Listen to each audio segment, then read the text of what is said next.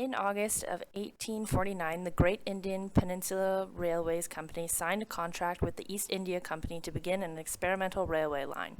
As a result, the first railway service in India traveled from Bombay to Thane in 1853. The East India Company was in charge of its production at the beginning. However, the British colonial government would soon take over. Most of the literature regarding investment and production of railways in India centers around why railways were needed and the consequences of building them. There are 3 different sections that highlight the uses of railways in India, which are as follows: military uses, environmental aspects, and commerce.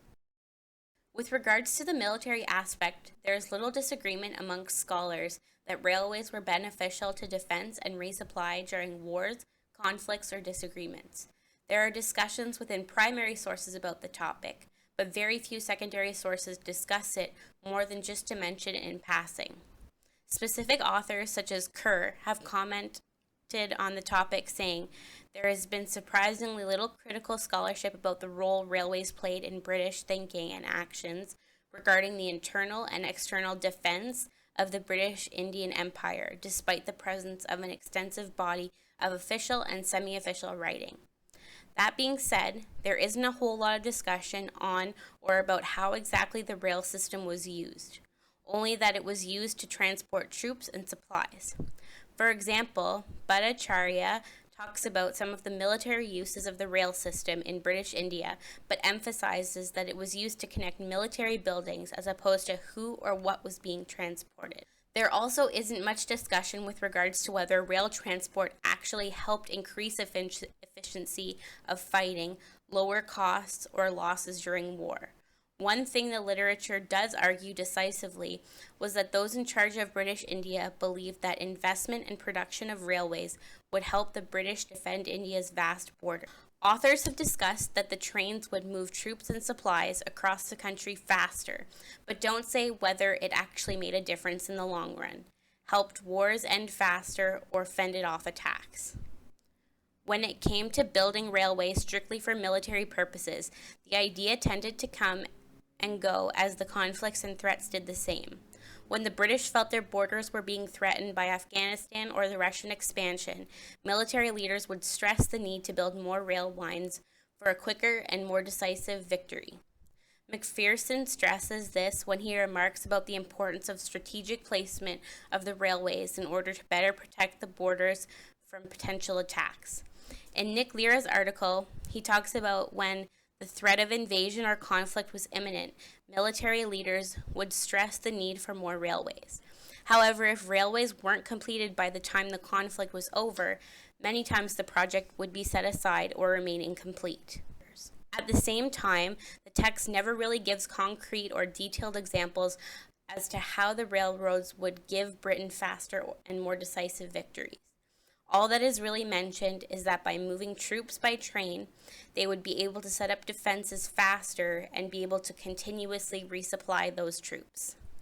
Once the threat of invasion or conflict has passed, there is hardly anything mentioned about the continued building of railroads for military purposes for the next inevitable conflict.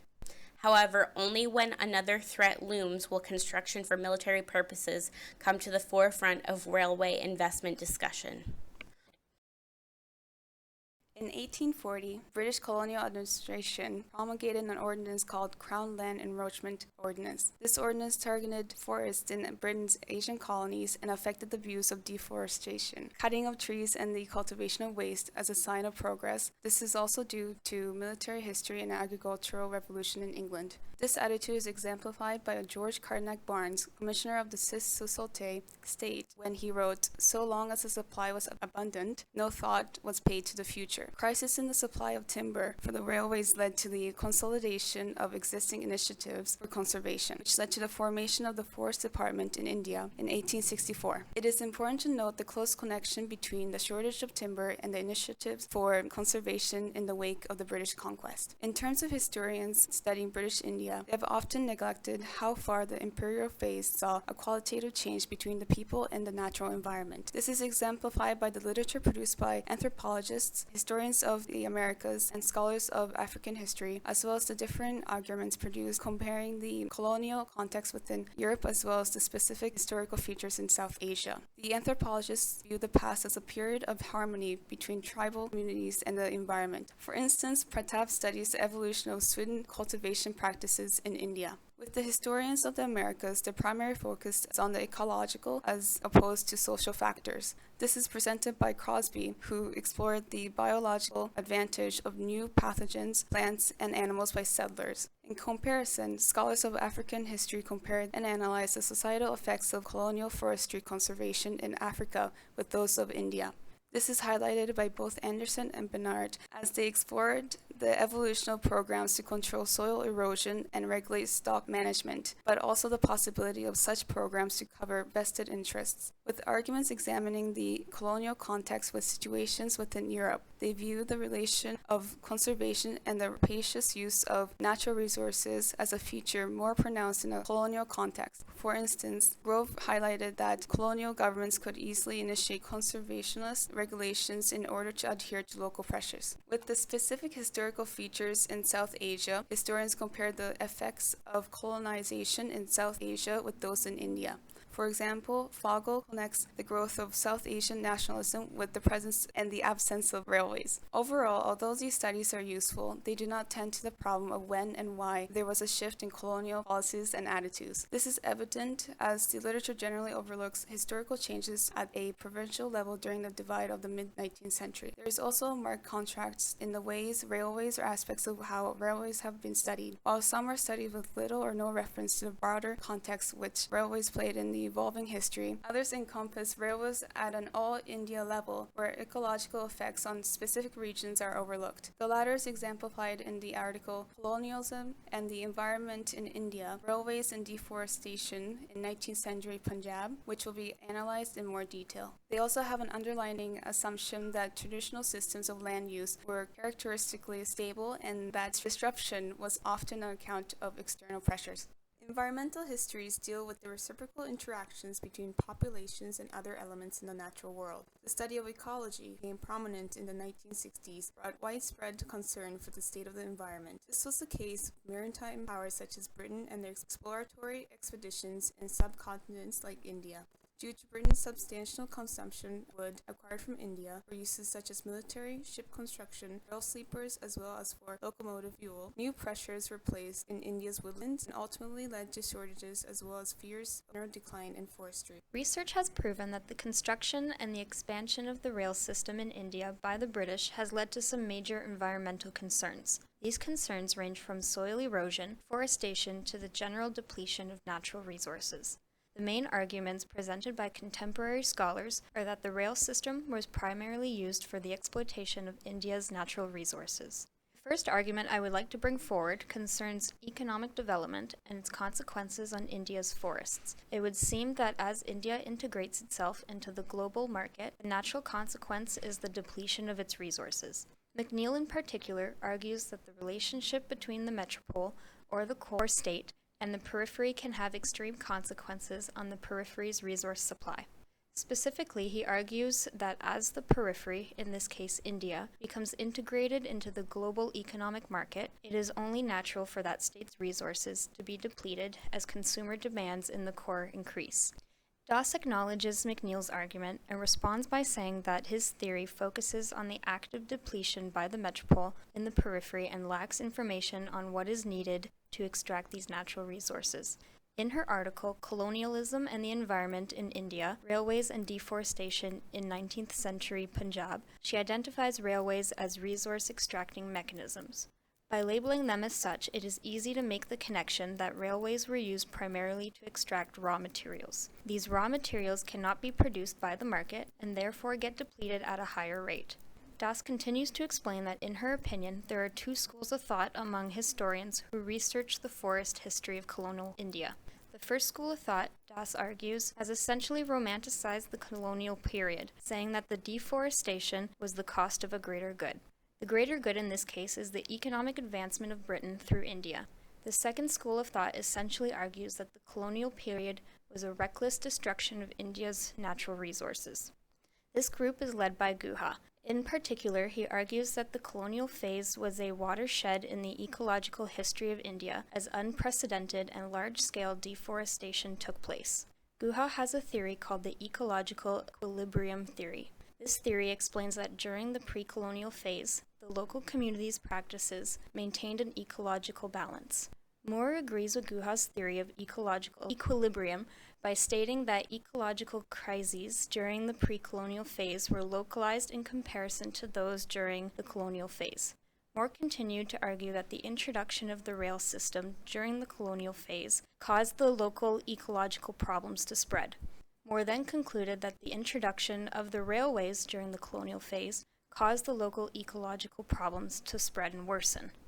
Tucker agrees with Moore's theory that deforestation and ecological unbalance are linked with railways and the British rule in India. In response, Das argues that both Tucker and Moore focus on the railways' impact on deforestation under colonial rule as a whole, rather than narrowing their fields of study to the individual provinces. Their approach, in her opinion, is much too broad. As of today, no new arguments have been brought forward. It is generally agreed upon by scholars that railways built during the colonial phase by the British in India have had a negative impact on Indian forests and the depletion of natural resources.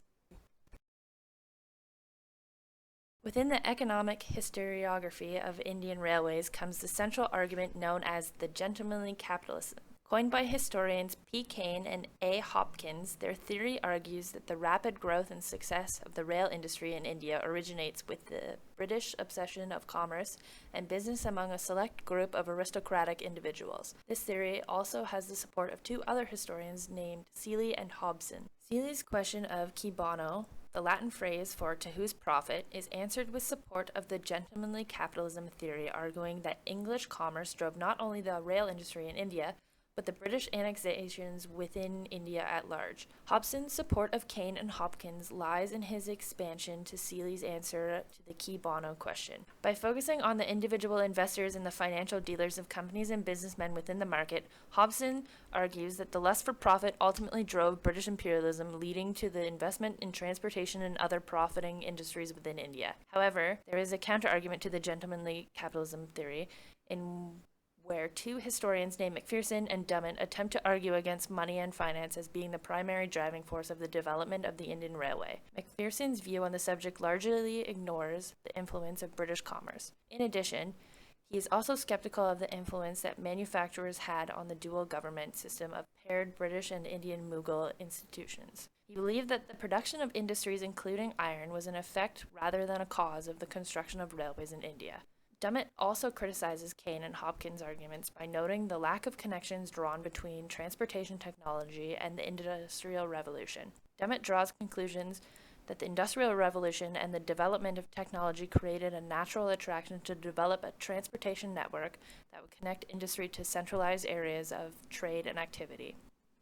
Kane and Hopkins' theory would argue that because of the establishment of industry within India, commerce-driven aristocrats invested in transportation network to not only connect their industries to each other, but it is the result of the goal of profit that these networks were put in place. McPherson would argue that the construction of a rail network would attract industry to produce goods within India that would assist in the development of the Industrial Revolution. While both sides of the gentlemanly capitalism theory are argued in the mid to late 20th century, no new arguments have been proposed, and a foundational agreement on the economic factors driving the construction of the Indian Railway have not been. There is a critical element missing from this historiography. While gentlemanly capitalism deals with the immediate economic factors of developing the rail system, there is a lack of historiography covering the period of high imperialism, which covers from the late 19th century to the early 20th century. Nonetheless, the economic and financial factors that went into the construction of the Indian rail system continues to be critical in understanding the British obsession with finance. In conclusion, the three factors that contributed to the production of railways in British India are commerce and networking, environmental crises and broadness of topic, and military use for protection. And although the railway systems are not overly well documented, their importance within the Indian community is still of the utmost importance. The rail system in India continues to grow and expand to this day and has become one of the most important transportation systems in this country.